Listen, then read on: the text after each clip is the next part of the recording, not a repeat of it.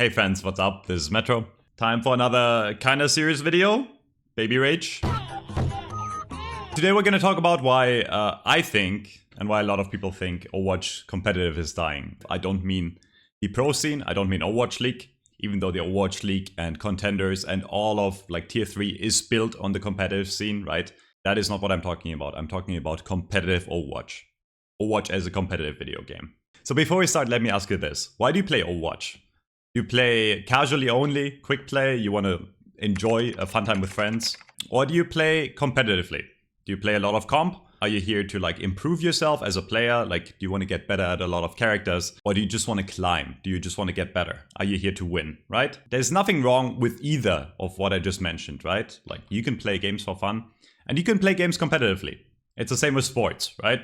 If you play a sport or if you ever played another competitive game, like League of Legends, Dota, Counter-Strike, you know, like the big esports, Valorant. The goal in a team sport for most people that do it somewhat competitively as a hobby, it's to improve but also to win. That's why I'm playing Overwatch personally. I'm playing to improve and I'm playing to win. I want to win when I play really well and I want to feel punished when I play really badly, right? That's the point of the game. I want to work with my team to try my best to win the game, right? And I want to enjoy the game that way, where everyone has the same chances to improve and the same chances to win in a specific match, right? It should be that the more effort I put in, the more I should get out of it, right? The higher my chance should be to win.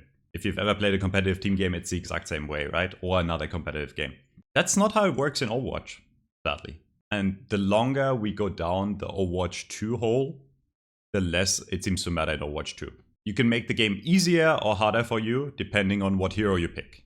In Overwatch, you can also make the game easier or harder for you depending on what role you pick. Right now in Overwatch 2, when you play Overwatch 2, you can increase your chance of winning a lot by picking an easy to play character or a character that provides way more value for how much effort you put in. We're going to talk a lot about supports in this video and the state of support, but this is not support specific. There's heroes in other categories, tank and damage, that have these same issues.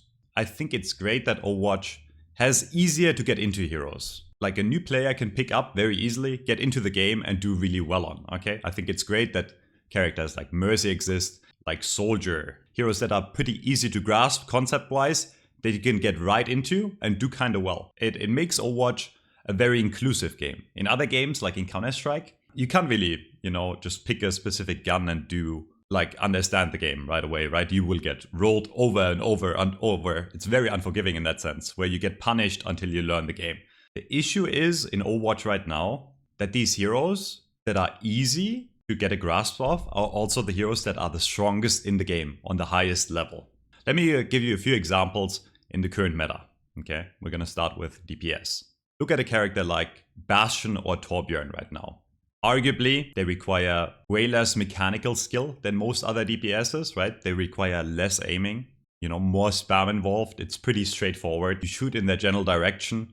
Overload gives you insane fire rate. Even if you play pretty poorly compared to the enemy team, if you are on Torb and the other team is not, you just tend to win more games. The same with Bastion. Bastion just got a hotfix because he's so overpowered right now, stat-wise, that people that pick Bastion, even on GM level, just have a way higher chance to win. What I want to have in a video game, right, is a game where all 5 players on the team have around the same impact or influence on the game. That means every player on the team has what? A 20% chance impact around there, right? And I know that's really hard to balance. You'll never get a perfect balance to where everyone does the exact same, right? There's always going to be some heroes and some roles that are going to be better than others. But on the highest level, it really should be that if I pick DPS right now, right? And I don't want to play an arguably easy spam character like Torbjorn. And if I do well, I should have a pretty decent chance of winning against the enemy. But that's not how Overwatch works right now. Honestly, it started with the launch of Overwatch 2 and it got worse and worse. For whatever reason, the devs have decided a lot of easy to play characters should also be the best characters in the game. And let me show you a few things that a lot of you guys probably don't know. The enemy has a specific hitbox, right? This Trace has a specific hitbox. And as long as I am on the hitbox of the character, I will hit my shot, right? So if I if I miss, I miss, right? And if I'm so like the hitbox starts more outside of what you see, right? It's not exactly that red circle. Overwatch hitboxes are bigger than what you see in game. So if I get pretty reasonably close, right, I will hit a shot on Soldier 76. And that's how it works for every single hit scan DPS in the game. The same goes for projectiles. Projectiles have a bit of a bigger hitbox to balance the game out, right? So when I do the same on Hanzo, right, it's way more lenient with the hitbox. And as you can see, I'm way further away than what I was on Soldier. And I'm still gonna hit the headshot, right? And that's fine, right? Projectiles play differently than hit scans, and there needs to be a balance to where characters feel fair to play against. Let's look at supports. Illari is a hit scan support. She's actually a very high damage based support, right? She's a flex support that deals high amounts of damage and can still heal the team for quite a lot. The devs thought it is a good idea to make the Illari hitbox bigger than any other hit scan hitbox in the game. So right now, in your game, if you pick Illari instead of Cassidy, Soldier, Widowmaker, all the hit scans in the game, even Sojourn, right? The hitbox that you have to hit is easier. It is easier to hit people on Illari than Soldier. Give me one good reason why that is. You might say, supports have to focus on other things as well, so it needs to be easier for them to also deal damage. But the issue here is, Illari doesn't really have to focus on anything else, right? Like, she uses her abilities just like everyone else, and in fact, most of the time, you spend your time shooting, and all you have to do is really sometimes swap and burst heal, right? For a very short amount of time. You burst heal your tank or something. If Illari does as much damage as a DPS, and she can heal, why is she also easier to play? Let's take two people with the exact same skill set. One of them decides to queue up on a, like Friday night and play DPS and pick Cassidy. Yeah, so it is shots. If he hits his shots, if he has good positioning, good movement, he will get kills. He can carry the game, right? Or he can have impact in the game. The second DPS, exact same skill level. Are they going to do more or less if they decide to queue up as support and pick Illari? Assuming they have the exact same skill set, they're probably going to do more because it's just easier to hit your bullets. You'll hit more bullets with the same skill. And there is no downside. Like, you don't have to focus on more things. Let's talk about Kiriko. If you play Kiriko and you lose a 1v1 to a DPS, you're actually really bad. Have you seen the Kiriko hitbox compared to Hanzo's even?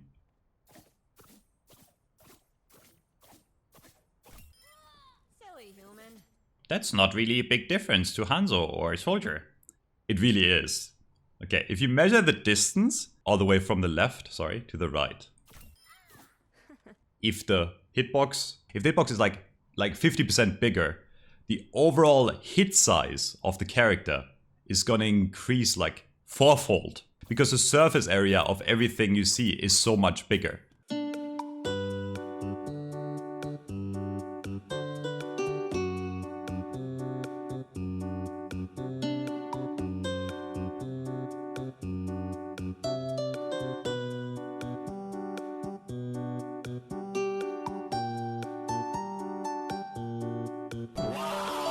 You might say, Kiriko is a support, she has to do other things, she has to heal, she has to focus on more things. That shouldn't make it easier for you to do one specific thing. In fact, I would argue that supports need to be specialized in healing, right? Once supports start to deal as much damage as DPS, there's no reason for anyone competitive to pick DPS anymore. Why would I pick a DPS character if I can do the same amount of killing and damage on a support while being safer, while having better ults, and while it's easier to play? It is harder for the enemy to hit me. We haven't even talked about the hitbox of Kiriko before, which is like, it's insanely hard to hit Kiriko, right? I can engage a DPS in a 1v1, I can run into their face, and even if I miss everything, I can then cleanse, keep on shooting, and then if I'm low, I can teleport out and disengage the fight. There's no risk involved for me doing this, if you know how to play the game somewhat. If I do the exact same thing on something like a flanking tracer, right? If I do this and I have one misstep on tracer, I get insta-bursted. If I get hit, I have to recall and then blink out and disengage. And that's all I do, right? I cannot blink out, go back to my team and start healing them, and then drop Kiriko ult, which is also insane. What I'm trying to say is, how did we get to the point where a role like support can easily 1v1 DPS characters? This is a fact, okay? Every high-level player knows this right now. Again, if you're talking from the standpoint of enjoyment of the role, everything is fine, right? If you want to play the game casually and you just enjoy playing like fucking Reaper every day, that's fine, right? You can have fun with it.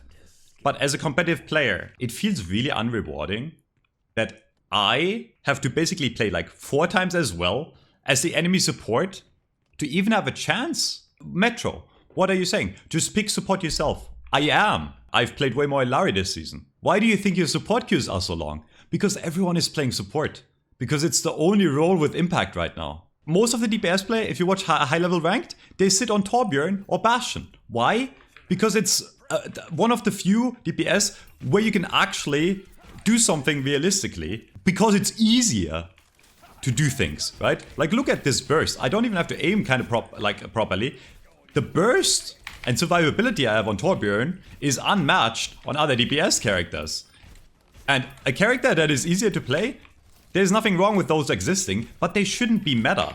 If you played football, like European football, you want to beat Ronaldo, arguably the best football player of all ages, right? What do you have to do in football? You have to get better than Ronaldo. But what if you had like metal enhancements to where your legs are like perfectly precise, like literally Sojourn, where you can kick the ball like 1,000,000 meters a second? Who's gonna win? You or Ronaldo? Probably you. Do you deserve to win against Ronaldo? No, you don't, right? But in Overwatch, you can just pick what is easier and have more impact. And this didn't always used to be this way. In Overwatch 1, every role had their benefits and drawbacks. Tanks were tanky, they wouldn't do insane damage, but they wouldn't die. They could create a lot of space. That's what tanks are, right? DPS would kill the enemy. They would put a lot of pressure on the enemy. They would harass their backline. And then supports would support the team with like Zenyatta Discord, right? And I know I'm naming Zenyatta, where everyone says like Zenyatta is basically just a DPS. But the thing with Zenyatta in Overwatch 1 was, if he didn't pay attention, if he wasn't perfectly positioned, if he didn't have amazing aim, he would lose to a Tracer every single time. Because that's how it should be. Because a support can't just also deal more damage or be easier to DPS on than a DPS. Because otherwise, there's no reason to play a DPS character. Let me give you another example, right? This character here. They just nerfed her again, it doesn't matter. The reason you see this character in your games a lot, because she's just unkillable. Because supports have insane healing output, and she has abilities that just make her live forever. She's not insanely hard mechanically to play, but you see Orisa in your games because the balance is so terrible. Not in the sense that the numbers are wrong, but in the sense that the characters that are easiest are also the characters that are best. Again, there's nothing wrong with easy characters existing that are easy to get into. One character that I think that is still doing really well in that regard is Moira. Moira is actually considered a very bad support right now. I would argue she's one of the most balanced supports, even though she's the worst. Because every other support is broken other than Mercy, and arguably Lucio, right? Moira is not very hard mechanically. You can do your job, even on GM level, but like, there's better options, right? But that's fine, because you're not putting the most effort in, right? Unless you're like a Moira god amongst men. You gotta admit that Moira is gonna be a bit easier to play for you than the enemy's DPS that has to track you perfectly, and if they miss you for a second, you regen health and you kill them, right? And that's fine, right? If you want an easier way to play, and you enjoy that playstyle, that's fine. But imagine if they buffed Moira to where Moira just suddenly does a bit more damage. Then there would be no reason to pick anything else. If you can get all the value with very little effort, why would you pick anything else? And that's what the meta is right now. You pick easy characters that get all the value. I'm not calling Kiriko low skill, right? He's too good for what she does. She can do too much. She can be more aggressive. She can get more kills than a DPS character while being able to heal the team, while jumping around on the entire map. Same for Baptiste. He just got a nerf to his shift. A Baptiste will win a 1v1 against any DPS 99% of the time if the players are equally skilled. He's just better than a DPS at damaging them while being able to heal the team. Why do I play DPS, Blizzard? Why would I want to play DPS?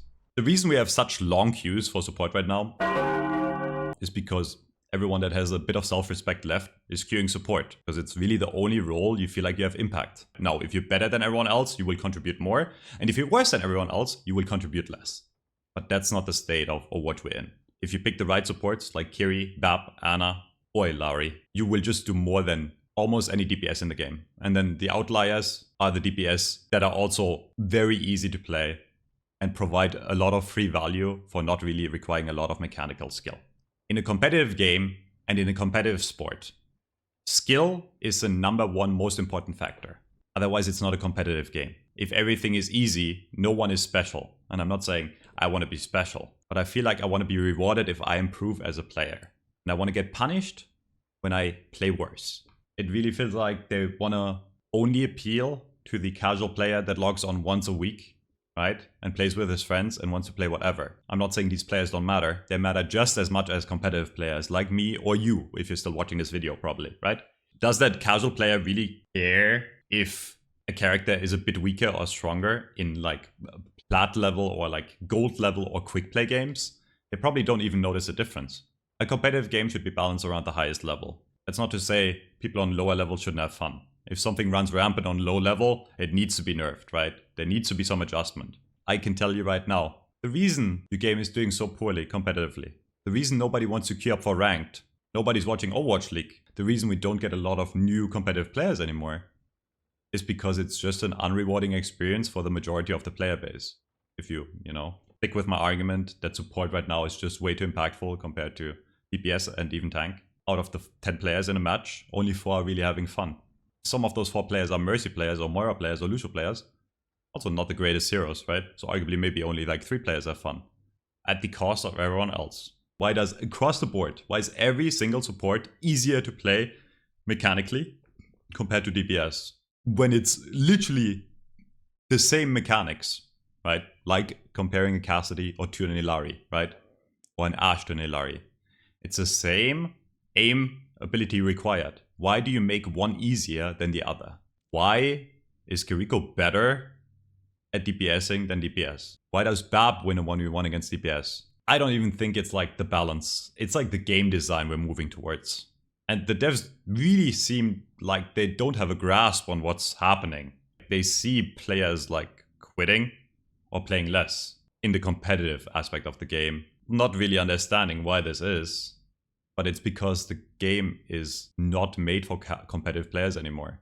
It's a fun game to play with friends. The hero designs are amazing. I love Illari's hero design. I love Kiriko's hero design. But there needs to be a balance between a fun hero design and a character also being fair to play against. I hope I got something across here. Let me know how you feel in the comments. And I'll see you next time. Bye bye.